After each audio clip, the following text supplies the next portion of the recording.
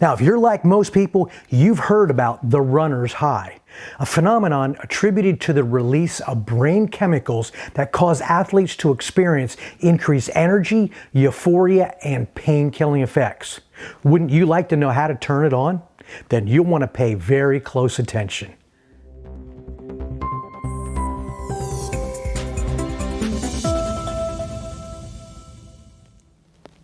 Hey everyone, I'm Dr. Barry. And as a competitive athlete and distance runner for many years, I've been fortunate enough to experience this amazing feeling on countless occasions. But I could never really put my finger on the actual true source or how to recreate it on a regular basis. The scientists presumed that these effects that follow physical exercise are due to the release of our endogenous body-produced endorphins, which is what I've been taught while I was in school. Now, actually, endorphins were the first identified opioid peptides back in the 1970s. And recent research suggests that the human endocannabinoid system, or ECS, contributes significantly to this so-called runner's high. Now, while endorphins do play a role, research is pointing towards the endocannabinoid system as being a major catalyst for the experience that can occur during the runner's high. As any seasoned runner will tell you, it takes a while to arrive at the peak of bliss associated with the runner's high. But there's no doubt about it. Once reached, we definitely know it. Now, this is due to a substance in the brain called anandamide, which is one of the more important endocannabinoids known as an endogenous cannabinoid, or naturally produced within our body. Now, anandamide is often dubbed the bliss molecule. However, it has very little binding affinity to the very important receptor known as the CB2 receptor within the body. Now, this suggests that exercise mobilizes endocannabinoid activity at multiple levels. Now, previous research on exercise has highlighted a role for anandamide in the runner's high, but it appears to be the first work specifically implicating the immunoregulatory effect of the CB2 receptors.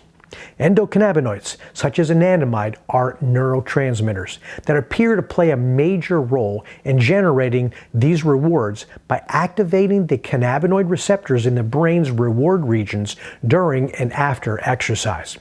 In another study, researchers examined how exercise influences a reduction in the pain perception. The results indicated that activation of that CB2 cannabinoid receptors on the immune cells in the spinal cord can actually reduce pain during and after exercise.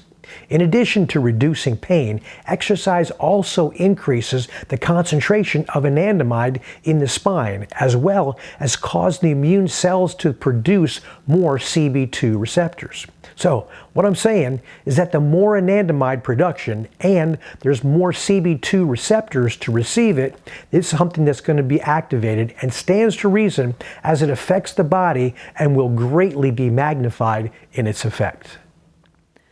Now, let's throw in another very important step in this amazing physiological process, which is an enzyme known as fatty acid amide hydroxylase, or FAAH. Now, this enzyme is designed to metabolize or break down the endocannabinoid known as anandamide in the synapse of the nerve. You see, this is where CBD comes into the picture, which reduces the fatty acid amine hydroxylase enzyme activity, causing the body to retain and utilize more of the anandamide over a longer period of time. The inevitable result is an improvement in mood as well as a reduction in pain.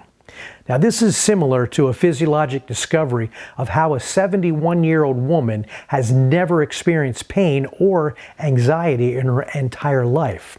In her genetic makeup, she actually lacks the gene that produces the enzyme fatty acid amine hydroxylase that removes anandamide. In turn, her anandamide levels remain extremely high, resulting in her not being able to experience pain or anxiety.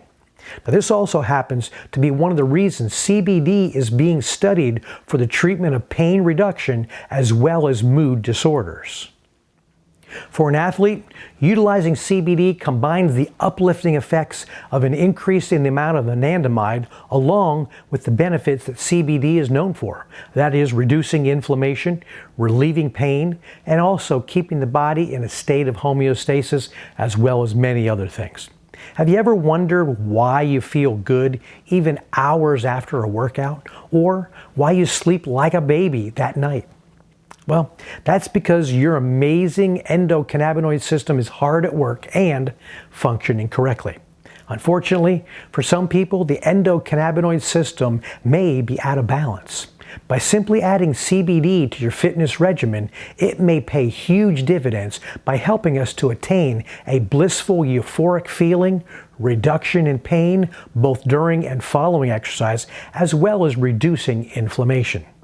Now, this benefits obviously allows for a faster recovery from workout to workout, as well as from injuries. But who knows? If you have ever been seeking that famed runner's high, CBD may just help you find it. Now, if you're like most people, you're probably wondering what I personally recommend for my patients.